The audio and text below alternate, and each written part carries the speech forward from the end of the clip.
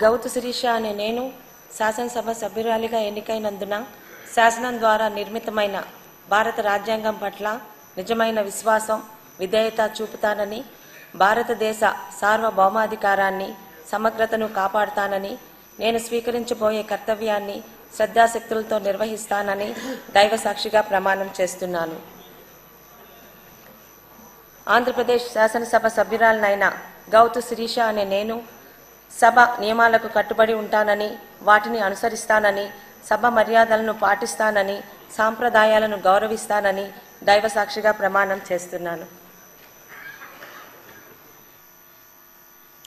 శ్రీమతి శిరీషాదేవి మిరియాల